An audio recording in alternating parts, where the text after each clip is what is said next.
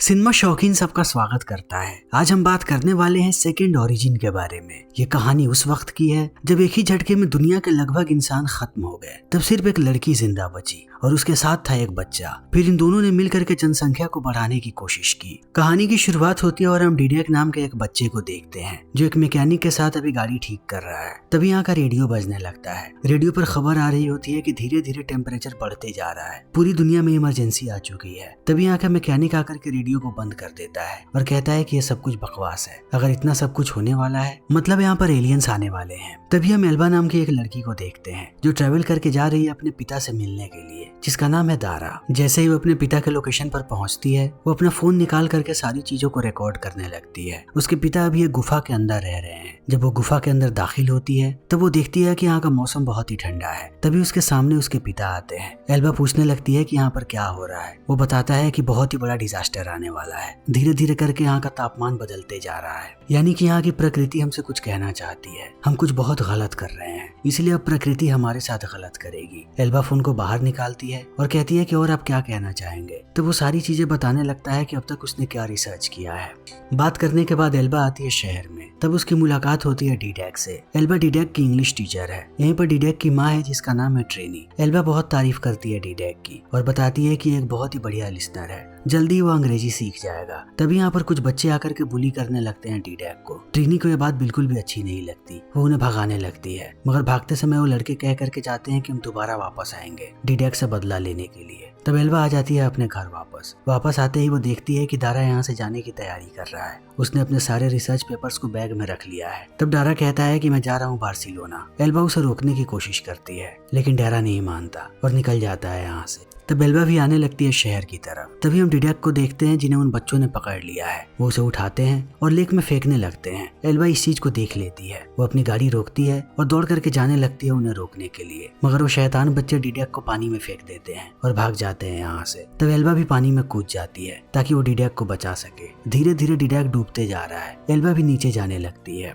तभी एक बहुत ही तेज बिजली कड़कती है जिसे लोग रेड स्टॉर्म कहते हैं। इस बिजली के झटके पानी में भी महसूस होते हैं, मगर एल्बा और डिडेक पानी में बहुत नीचे हैं, इसीलिए इन पर कोई भी असर नहीं होता। थोड़ी देर के बाद एल्बा डिडेक को लेकर के आती है ऊपर। तब वो देखती है कि यहाँ का पूरा माहौल बदल चुका है। इस तूफान ने लगभग सारी चीजों को समाप्त कर दिया है। एल्बा होश में लाती है डिडेक को। ये लोग देखते हैं कि अभी भी बिजलियां कड़क रही हैं। आगे बढ़ने लगते हैं लोग शहर की तरफ। अंदर आने के बाद इन्हें एहसास होता है कि पूरा का पूरा शहर तबाह हो चुका है। सारे के सारे इंसान मर चुके हैं, सारे के सारे घर भी नष्ट हो गए हैं। डिडेक अपनी माँ को ढूंढना चाहता है। वो भागते हुए जाता है अपने घर के पास। तब वो देखता है कि उसकी माँ की लाश पड़ी है। वो लाश की तरफ भागता है। तब एल्बा उसे रोक लेती है क्योंकि ये घर ब्लास्ट होने वाला है। जैसे ही वो डिडेक को पीछे खींचती है पूरा का पूरा घर ब्लास्ट हो जाता है। एल्बा जानती है कि अब यहाँ पर कुछ भी नहीं बचा। वो डिडेक को लेकर के वापस आने लगती है गुफा में जहाँ पर उसके पिता रिसर्च किया करते थे। बहुत देर के बाद वो लोग चले आते हैं गुफा के अंदर। तब एल्बा सारी चीजों को बाहर निकालती है और कुछ कपड़े और कंबल दे देती है डिडेक को ताकि वो आराम कर सके। सुबह होते ही ये दोनों फिर से चलना शुरू कर देते हैं। अब एल्बा आती है अपने घर पर। यहाँ आते ही देखती है कि उसका भी घर तबाह हो चुका है। वो चली आती है फार्म हाउस में और अपना फोन निकाल करके अपने पिता से कांटेक्ट करने की कोशिश करती है, मगर उसका फोन काम नहीं कर रहा। तब वो डिडेक को कहती है कि वो रेडियो चेक करे। खुद लैपटॉप चेक करती है तो लैपटॉप भी चार्ज नहीं है। वो सोलर चार्जर से अपने फोन को चार्ज करती है और कॉल करना शुरू कर देती है अपने पिता को, लेकिन दारा फोन नहीं उठा रहा।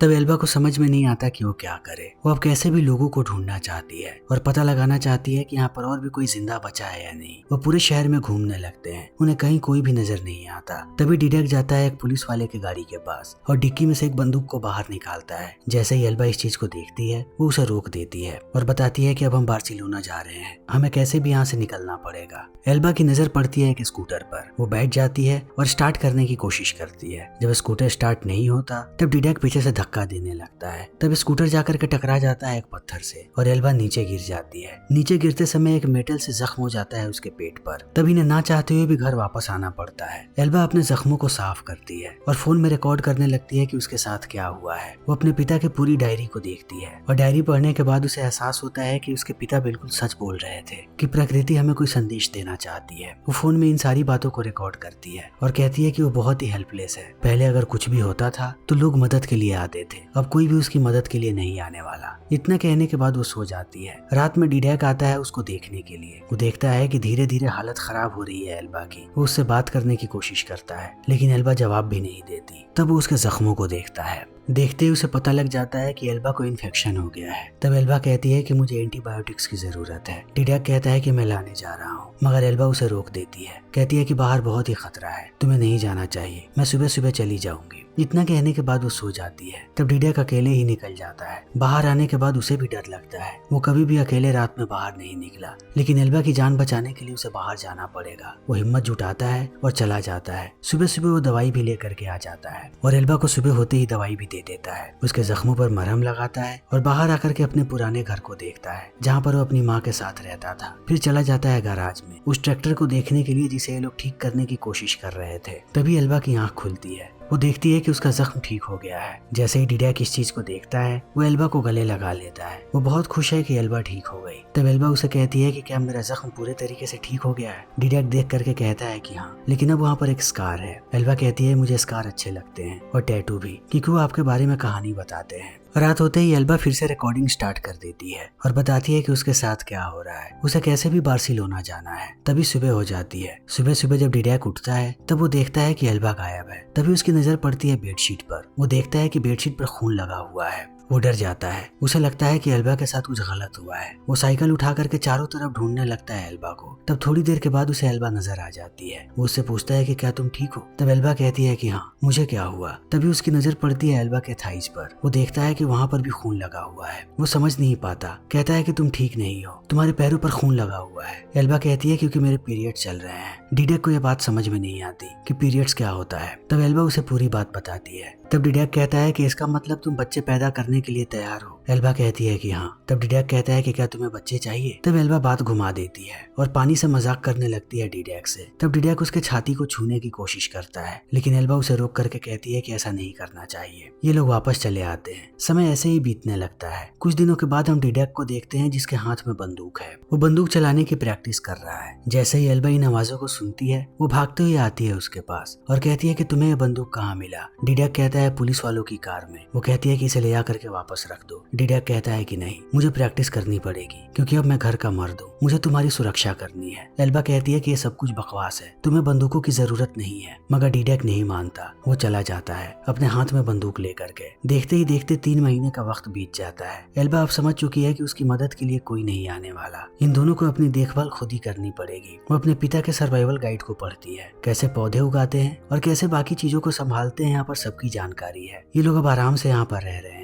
एल्बा सारी चीजों को अपने फोन में रिकॉर्ड करती है जो भी उसके साथ होता है। समय ऐसे ही बीतने लगता है। देखते ही देखते कई सालों का वक्त बीत जाता है। हम डिडैक को देखते हैं जो अब जवान हो चुका है और वो भी बहुत अट्रैक्टिव। जब भी एल्बा उसे देखती है उसे आकर्षण महसूस होता है, लेकिन वो इस फीलिंग को डिनाई करती है। वो कभी अपने मन में नहीं आने देती कि वो आकर्षित हो रही है डिडैक के प्रति। डिडैक भी एल्बा से आकर्षित होता है, लेकिन उसे इसका मतलब ही पता नहीं है। एक दिन एल्बा नीचे होती है और डिडैक छत पर होता है। वो अपने दूरबीन से अगल बगल में देख रहा होता है। तभी एल्बा कपड़े बदलने लगती है और डिडैक इस चीज को देख लेता है। एल्बा का शरीर उसे बहुत ही ज्यादा आकर्षित करता है, लेकिन डिडैक को समझ में नहीं आता कि आखिर ये चीज क्या है और उसे क्या करना चाहिए। अब ये दोनों एक दूसरे को ही देखते रहते हैं। एल्बा जब भी कुछ करती है वो मदद मांगती है डिडैक से। जब ये दोनों एक दूसरे को छूते हैं तब डिडैक को बहुत सारी चीजें महसूस होती हैं, लेकिन वो इसका मतलब नहीं जानता। एक दिन जब ये दोनों एक पास होते हैं तभी डिडैक किस कर लेता है एल्बा को और यहाँ से भाग जाता है। एल्बा मुस्कुराती है। रात होते होते यहाँ पर बहुत ही तेज तूफान चला आता है। इनका पूरा गार्डन बर्बाद हो चुका है। एल्बा बाहर गार्डन को ठीक करने आती है। तब उसके पीछे पीछे डिडैक भी आता है। थोड़ी देर के बाद इन्हें महसूस होता है कि इनका पूरा का पूरा गार्डन तबाह हो चुका है।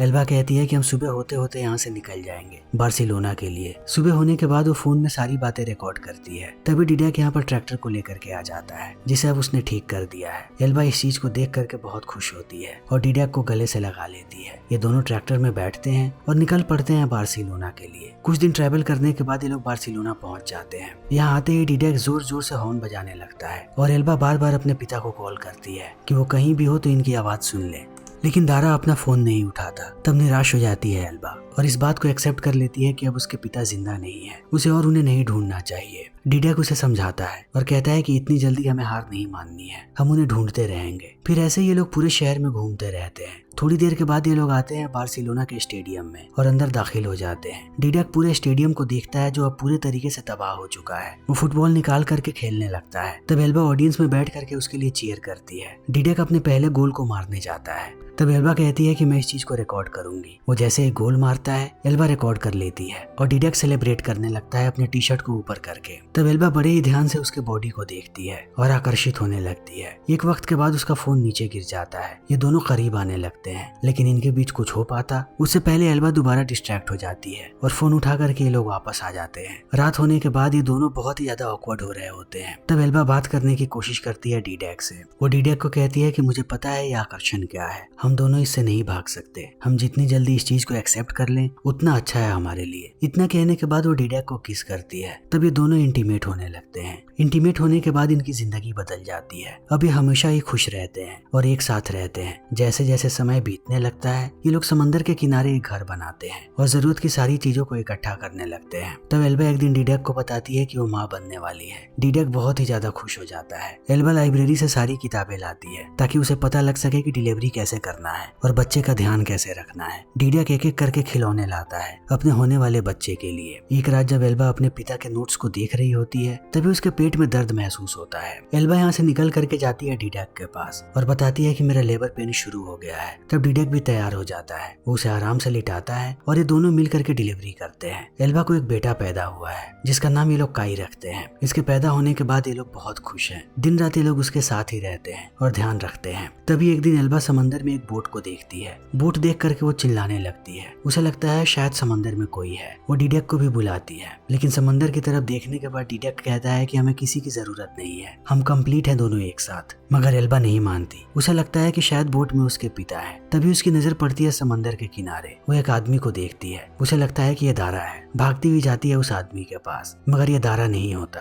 फिर भी ये लोग उसे उठा करके लाते हैं घर पर। थोड़े समय के बाद इस आदमी को होश आ जाता है। इसका नाम है सर्गी। सर्गी बात करता है इन दोनों से। कहता है कि मैं तुम लोगों को देखने के बाद बहुत खुश हूँ। मुझे लग रहा था कि सिर्फ मैं अकेला ही इंसान जिंदा बचा हूँ। मैं एक आइलैंड पर रहता था। जब भी मौका मिलता था मैं बोट को लेकर के लोगों को ढूंढने निकल जाता था। आज मेरा ढूंढना सफल हो गया। मैं अब अपने बोट पर वापस जा सकता हूँ। इन बातों को सुनकर के एल्बा कहती है कि तुम हमारे साथ रह सकते हो। लेकिन डिडक को यह बात अच्छी नहीं लगती। वो कुछ भी नहीं बोलता। सर्गी भी ये बात समझ जाता है। वो कहता है कि मैं बोट पर ठीक हूँ, मैं यहाँ से जा रहा हूँ। लेकिन जाते समय वो इन दोनों से कहता है कि मैं कितने समय से किसी इंसान से गले नहीं मिला, क्या मैं तुम दोनों से गले मिल सकता हूँ। तब ये लोग उससे गले मिलते हैं। गले मिलते समय वो फूट फूट के रोने लगता है। तब ये लोग उसे यहीं पर रख लेते हैं। वो इन्हें तरह तरह की चीजें सिखाता है क्योंकि सर्गी की सर्वाइविंग स्किल बहुत ही अच्छी है। डिडक उससे बहुत सारी चीजें सीखता है। लेकिन जब भी सर्गी एल्बा के करीब जाता है ये बात डिडक को बिल्कुल भी अच्छी नहीं लगती। एक दिन जब एल्बा अपने बच्चे को दूध पिला रही होती है तब सर्गी उसे छुप करके देख रहा होता है। डिडक उसे जाकर के पूछता है कि तुम ये क्या कर रहे हो।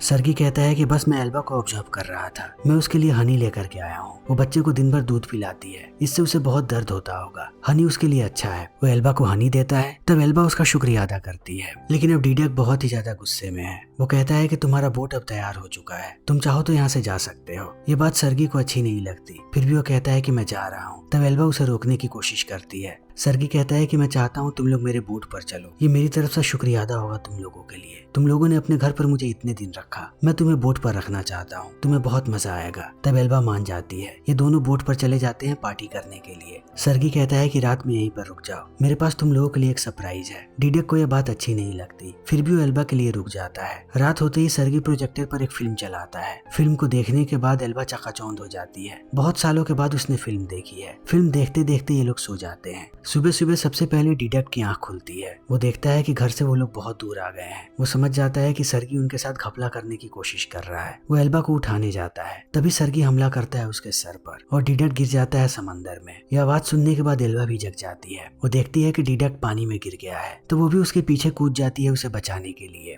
थोड़ी देर के बाद वो उसे पानी से ऊपर लेकर के आती है। तब देखती है कि सर्गी यहाँ से जा चुका है काई को लेकर के। ये दोनों घर वापस चले आते हैं लेकिन अब बहुत ही ज्यादा गुस्से में है। इन लोगों ने अपने बच्चे को खो दिया। इन्हें ये बात भी पता नहीं कि सर्गी उनके बच्चे को लेकर के कहाँ गया होगा। अब ये लोग पता लगाना शुरू कर देते हैं कि आखिर सर्गी कौन से आइलैंड पर रहता है और डिडक बोट को ठीक करता है। इनके पास एक बोट पड़ी हुई थी। तभी एल्बा को याद आता है कि आदमी अपने साथ शहद लेकर के आया था। ये लोग ऐसे आइलैंड के बारे में पता लगाने की कोशिश करने लगते हैं जहाँ पर ज्यादा शहद होती है। ये सारी बोटेनिकल बुक्स को पढ़ने लगते हैं। फाइनली इन्हें पता लग जाता है आइलैंड के बारे में। तब अपने बच्चे को वापस लाने के लिए ये लोग निकल जाते हैं। बहुत दिन के बाद ये लोग पहुंचते हैं आइलैंड पर। डिडक अपने साथ एक बंदूक लेकर के आया है। आइलैंड में दाखिल होते ही इन्हें काई के रोने की आवाज सुनाई पड़ती है। तब ये दोनों दौड़ने लगते हैं। नजदीक आकर के ये दोनों रुक जाते हैं और देखने लगते हैं कि इनका बच्चा कहाँ पर होगा। तभी इनकी नजर पड़ती है सर्गी पर। एल्बा बहुत ही ज्यादा गुस्से में है। वो डिडक को कहती है कि इसे मार दो। डिडक कहता है कि मुझे लगता है ये आदमी अकेला नहीं है यहाँ पर। अगर हमने इसे मारा तो खतरा बढ़ जाएगा।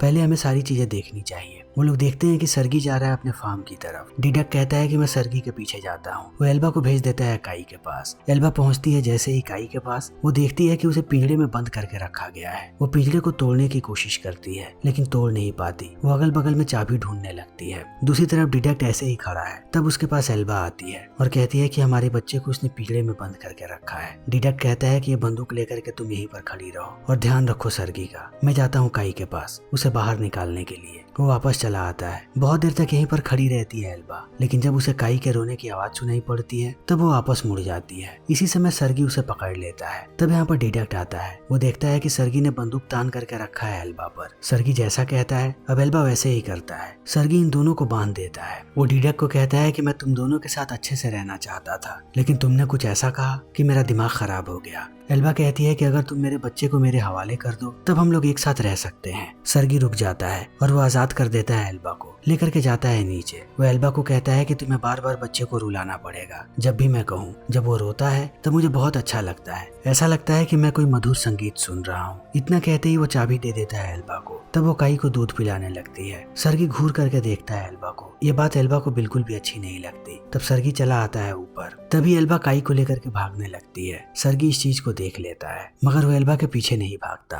वो टॉर्चर करना शुरू कर देता है डिडक को। तब एल्बा रुक जाती है। दूसरी तरफ डिडक बेहोश हो जाता है। तब सर्गी आता है एल्बा के पीछे। उसे जल्दी ही बच्चे की रोने की आवाज सुनाई पड़ती है। वो आवाज की तरफ भागता है। जब वो आवाज के पास पहुंचता है तब देखता है कि एल्बा ने उसे चकमा दिया है। उसने मोबाइल में रिकॉर्डिंग बजा करके रखी थी। सर्गी भाग करके वापस आने लगता है। तभी हम एल्बा को देखते हैं जो डिडक के पास वापस आ चुकी है और उसे छुड़ा रही है। तब डिडक कहता है कि वो चाकू मुझे दो। तभी यहाँ पर सर्गी आ जाता है। एल्बा उसे कहती है कि मैं तुमसे माफी मांगती हूँ, तुम जैसा चाहोगे मैं वैसा ही करूंगी। लेकिन अब सर्गी बहुत ही ज्यादा गुस्से में है। वो एल्बा को कहता है कि तुमने मुझे धोखा दिया है। इतना कहते ही वो उसके पैर में गोली मार देता है। तब तक डिडक ने अपने आप को आजाद कर लिया होता है। वो पीछे से आकर के स्टैब कर देता है सर्गी को। तब सर्गी उससे लड़ने लगता है। एल्बा बंदूक उठा करके धमकी देती है सर्गी को, मगर सर्गी उसे धक्का दे करके नीचे गिरा देता है। ये दोनों ऐसे ही लड़ते रहते हैं। थोड़ी देर के बाद डिडक एक औजार से हमला करता है सर्गी पर। तब सर्गी उसे गोली मार देता है, लेकिन सर्गी भी घायल हो गया है। डिडक ने उसे इतनी जोर से मारा है कि सर्गी की मौत हो जाती है, मगर डिडक को भी गोली लगी है। वो घायल हालत में जाता है काई के पास और उसे आखिरी बार गले से लगाता है। तभी यहाँ पर एल्बा आ जाती है और डिडक गिर जाता है नीचे। एल्बा उसे संभालने की कोशिश करती है, लेकिन डिडक अपना दम तोड़ देता है। तब एल्बा फूट फूट के रोती है।